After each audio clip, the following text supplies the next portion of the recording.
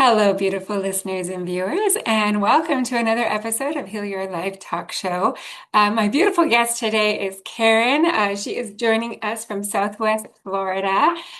We really love having people like Karen on the show because what we specialize in is having real conversations with real people, talking about real transformation. And that is what Karen's message is really all about.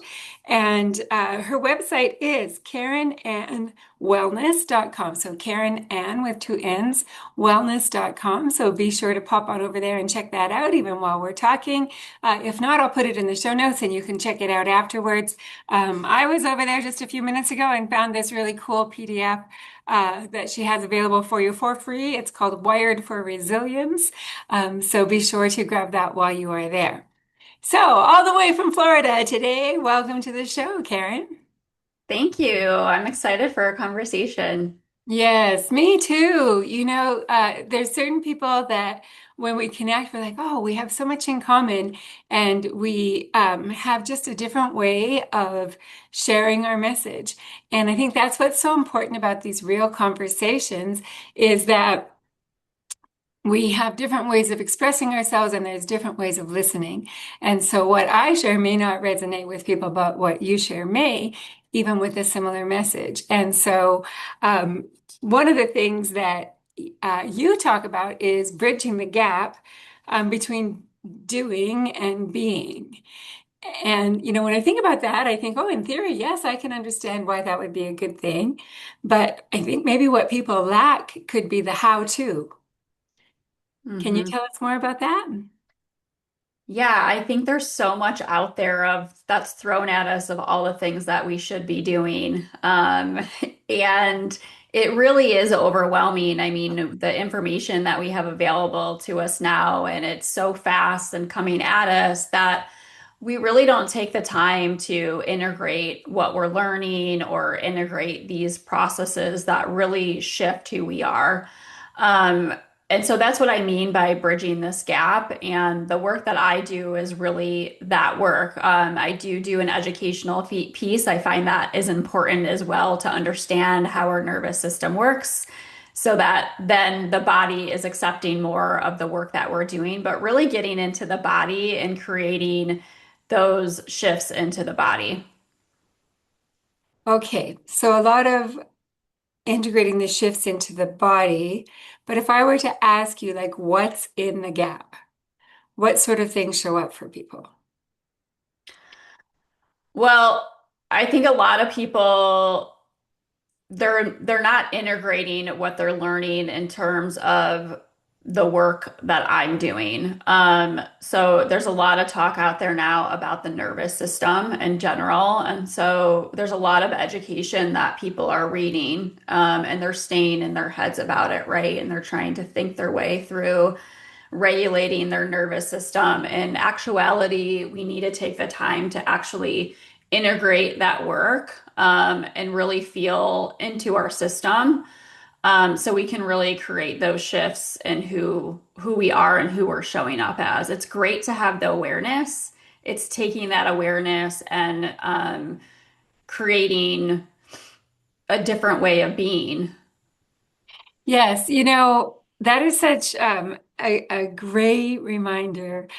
So many of us are the type who want to always learn. And so we're learning this new thing and that new thing and not stopping to apply them to our lives. Yeah. So I'm sorry, did I interrupt you? No, go ahead. Okay. One of the things that you really help people with is um, saying that struggle is less about fixing yourself and more about making sense of how your nervous system learned to cope. hmm So, is that something that people can change then? Is these lifelong coping strategies? Absolutely. Again, there's been a lot of focus on, especially like what's put in front of us of like kind of like a shaming type of society that we're in now. Like if you act in this way, you have like this specific thing going on with you. The work that I do is really shifting away. Like there is nothing wrong with you. There really isn't anything to fix. And part of what we work on is, are we trying to fix, and is that fixer piece of us really getting in the way of being who we truly are? Um, so yeah, there's a lot to unpack there, but fixing is not the answer. It's the knowing of, who am I beneath all the surface of all of these things that have happened throughout my life and now like cluttered the true human being of who I am. So how do you help people to get there? So, it really depends on the person and the type of work that they've done before they come to me. But a lot of people that come to me, they are really in their heads. That's what they've been taught to do. That's how they've operated for a really long time. And so we want to assess where they are currently, and slowly get them to start to feel into the body is the first step. We don't want to do it too quickly because that can be a lot for the nervous system. So, one of the ways that I will do that is through somatic experiencing. So, or we can even take a step back and do more of a mindfulness practice.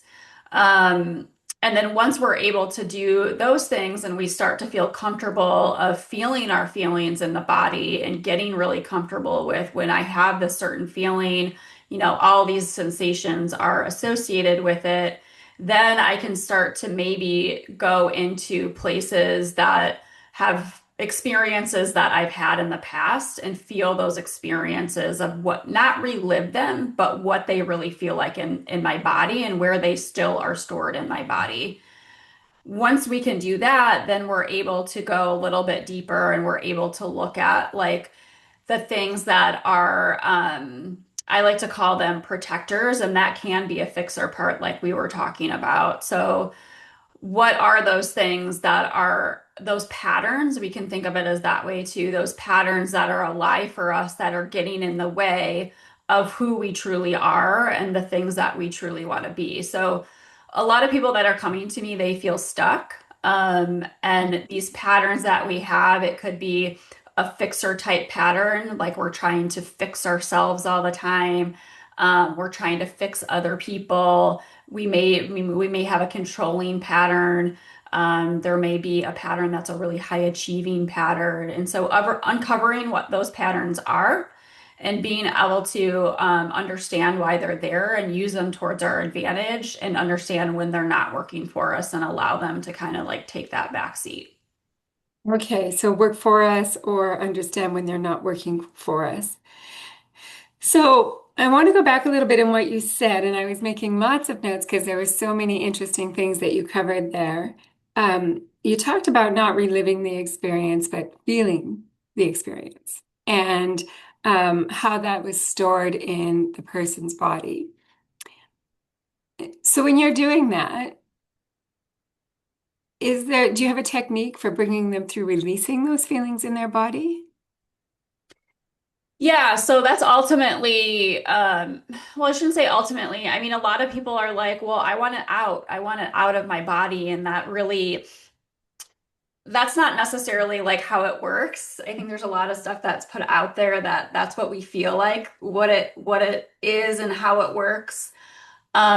We can think of it as a way of that. It is energy, right? So, like, I'll give you a personal example. So, I'm going through a separation. And so, this separation, the way that I look at it is like there's a lot that I feel in my body. And so, I feel like pressure in my chest. My breathing is more shallow.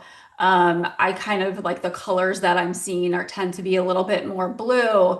When I can really sit with those sensations of like what I feel, they do lessen. They start to lessen, and our body starts to create more. They lessen because our body starts to understand that I am safe in this moment, even though this feels very uncomfortable to me. Ultimately, I am safe, and there's nothing to be like running from or like shutting down from. And that's how our body's been trained. When we feel certain ways, that's really what's happening in our system. So for me, like in the past, I would have been like really like closed and like shut down, right? And like very protective. And because my doesn't feel safe. But to be able to sit with that and feel into these things and recognize like I am safe in this moment and this is a normal like part of being. And really and this is a practice, right? Because it is uncomfortable to sit with these things. But the more that we can do that, the more that our body feels okay. Like this is an okay emotion to feel. And then we start to expand like what we're able to handle out in the world. Mhm. That's such a good point, that expansion. And I really love what you're saying when you're acknowledging that this is something uncomfortable that's going on for me internally right now.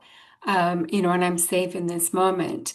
Where when I think back, even in my past going through something similar, I immediately wanted to label it, right? Oh, this is anxiety. This is stress. This is this. This is, that. And I think what I hear you saying is to just sit, notice, right? Breathe and acknowledge this is what I'm feeling in my body right now. This is very likely based on the situation that I am facing, but in this moment, I'm safe. Yeah. Yeah. Labeling can be really dangerous. It can create more shame. And it's not necessarily helpful. So for me to say, like, well, I'm anxious, well, what does that do for me? So it's continuing to be curious and ask those deeper questions of, okay, so it comes across that I feel anxious. Well, what does that actually mean? What does that feel like in my body? How does that affect me in my daily life? Like, how am I behaving because I feel that way? Does it make sense? Does it make sense that I have this right now? And how is it really like helping me? Most of the Mhm. time, it's really not helping. We think that the body is doing that because the body thinks that it's helping, and we've been now trained for a long time, of things that have happened to us that our body is going into these protection places. And it's unlearning that, rewiring the brain, and allowing that safety to come back in that like these are human experiences and I'm okay. How long do you think it typically takes a person, because we are that fast society? Oh, I read it. Oh, I applied it. I'm done. Right? But how long do you think it actually takes to do that rewiring and so it becomes a part of who we are going forward? I think it's different for everybody. There's so many factors that go into the way people are affected by certain things. Usually, if you've never done this work before, I will see changes by the third session. People will say to me, like, oh my gosh, like, my relationship with my husband, even he's telling me that he sees shifts in me, right? And our communication is better.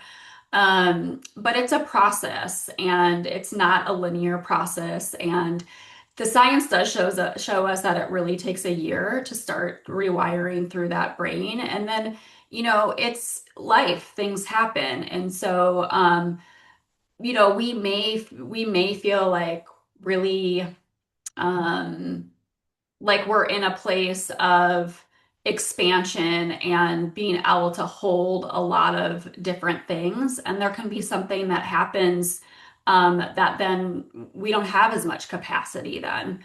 And so we have to kind of revisit. But this is also not it's a, it's a way of being in life. And it's also you have to consciously make that choice to be that way. It's not like Mhm. it's not the same as like doing a gym routine because it's not you don't have to maybe it doesn't take that much time, right? That we have to apply to do this because there is a huge shift in this way of being, but we have to continue to consciously and intentionally show up in life of that way of being. Right. And with your example, going to the gym, you might say, I do that every morning from 6 till 7 a.m. Whereas when we're making these shifts in our life, it's when we catch ourselves, right, in the old pattern of thinking. And maybe we catch ourselves 4 out of 5 times when we're slipping into the pattern. But the organization of it is something that really can't be contained. It just has to become part of who we are. Exactly. Hmm. Exactly. Yeah, I can understand that for why how you're explaining that. And can you tell us more about Wired for Resilience? Yeah, so Wired for Resilience, I actually have a book out called um, From Reactivity to Resilience. And that book talks a lot about different tools that you can use. And it's kind of an introduction.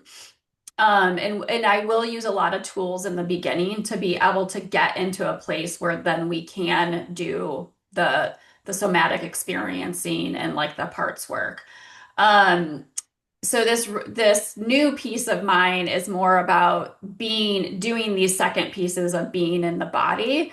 And it's hopefully helpful to people that are able to come to the website and print that out. And if, they're a little bit more curious, we can do a free session together so they can really feel what the work is. But yeah, it's an introduction to a new book that I'm writing as well. Oh, excellent. And so the book From Reactivity to Resilience, can people find that on Amazon? It's on Amazon and my website. Okay, Yeah. excellent. Well, let's see, what else can we touch on here? Growing slowly and kindly. This is an interesting concept that in our instant society that you talk about, you say resilience isn't something that you're born with. It's something that you grow slowly and kindly. Isn't that so true that, we think of people as either being resilient or not? hmm And you're offering an alternative in that it's a skill, maybe like learning to speak another language or as children learn to walk. Yeah, it's definitely a skill. Um, this word I've seen a lot lately, and there's a lot of chatter about it of, it's not a great word to be using anymore because it has this negative connotation. In my mind, when I think about resilience and in my story backed by it is I have a really empathic nature to me, and so I'm able to pick up on people's like emotions around me, and I didn't really know how to deal with that. And so I had a really hard time, even though I did like a lot of work on myself and I was like in a much better place. The one thing that I was still having a hard time with is being like too much highly affected by like what was going on around me. And I see that so much today with everything that's going on. And so that's where that word really came from is like, how do I get myself so that we can talk about it in a codependent way too, right? Like I'm not taking on like other people's things. And how do I use this strength that I have really to my advantage? Um, and not be so like reactive. I wasn't necessarily reactive outward. It was a lot of like reactive, like internally. That was like creating a lot of stress for me, and even like chronic conditions that had Hmm. developed from that as well. So, yeah, the resilience piece is like, we're all gonna have reactions. We're all gonna, feel like we're anxious sometimes. We're all going to feel like we're a little down sometimes. This is a normal part of being human. It's can we come back? Can we come back and not be stuck there? Right. Yes. Yes. That's really the key right there. Now, what about all of those people who are watching and listening, who relate to being an empath and feel like they're just walking around raw all of the time? What would one tip that you'd be able to share with them be? Um, it really is. you really do have more control than what you think. There is a way to take back your power and agency. Um, it's easy for me. A lot of people will say, well, focus on yourself. And when we do focus on ourselves and what we can what we can control, um, it does start to feel like, well, I'll say this too, that when we do this type of work and we understand like all of those different like protectors that we have, we can see those in other people too. And we start to understand that like other people's responses towards us or behaviors has nothing to do with us. So that really helps as well. Um, but yeah, it's not easy. So to give them something that's really easy, um, I would say that you're not alone. It's a lot to carry, but there is a way that you can really use that to your advantage. Yes, I think that empathy is such a strength and such a good quality for people to have. However, I do speak to many people who feel completely overwhelmed by it. And Hmm. so what you're sharing is very helpful, reminding them that they can always really come back to themselves and grounding techniques, even when you know you're going to be in those situations when our protectors and other people's protectors are on high alert and very active. I asked you prior to the show what a favorite quote or affirmation you have, and you said you don't need to try harder, you need more capacity. Can you explain that? Is that your quote? Yeah, I mean, I think that people, this kind of goes back to what we were talking about in the beginning, that we think that we need to do more to be better or to be more successful or to be fixed or to feel more peaceful. There's something that we need to do in order to have that. And it's really not doing anything. It's really learning yourself better. And what I mean by that is most of us have a very small window that we're operating in that's like tolerable to us, and this window seems to be getting smaller and smaller as we move through the world, just everything that's going on, right?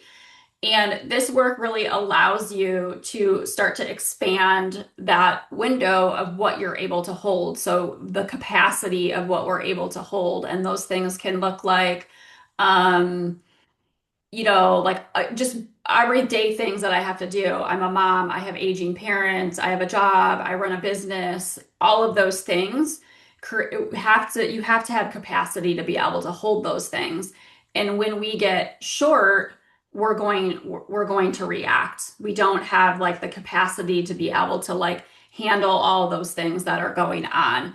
So that really is what the work is to keep expanding like the capacity that we have so that we're able to move through life and flow through life of what life is. And Hmm. there's no changing what life is. That's just what life is. And it allows us then to bounce back quicker as well. Yes.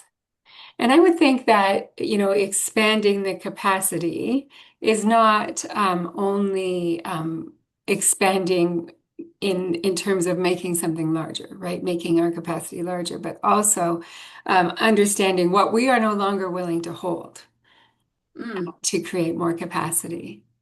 Yeah. yeah. Yeah, I mean, a lot of people will ask me, like, is this boundaries? And I'm like, well, yeah, I mean, having boundaries is part of it. It's more of like an internal boundary. So for example, like being an empath and caring so deeply about other people, you may have someone that is very close to you that uh you take on their emotional work.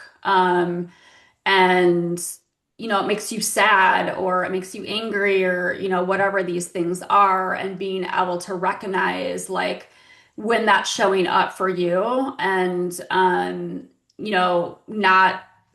not taking that person's emotions on. And then there's a second part of that, of to be able to still be in that relationship with that person. Yes, absolutely. because I think there's so much talk now of like, oh, that person's toxic, so they're out. Um, to be, when we talk about the nervous system, one of those places, one of the words that we use when we know we're in like this regulated place is connected. We're able to connect with people. Yes. It's a really good indication when we feel like I can't be around that person, or we're very reactive to like what other people are saying or what they're doing, or that's a good curious moment to be like what's happening with me within this moment. And I'm not saying sometimes it is a good choice to maybe not Right. But do the inner in work life, first. but yeah, but ultimately there's a lot of there's a lot of empowerment in this work, and taking back ourselves. Yes. Yeah. Oh, let's leave it there. That's a beautiful spot in taking back ourselves. And, especially as empaths, when so much of ourself has been given away piece by piece along the way. Oh, Karen, thank you for a lovely conversation and overview of the work you do and even lesson for us today. Just to recap, that website is Karen Ann with two N's, KarenAnnWellness.com. And go ahead and head on over there and pick up your PDF document of Wired for Resilience. Thank you so much for being on the show, Karen. Thanks, Victoria.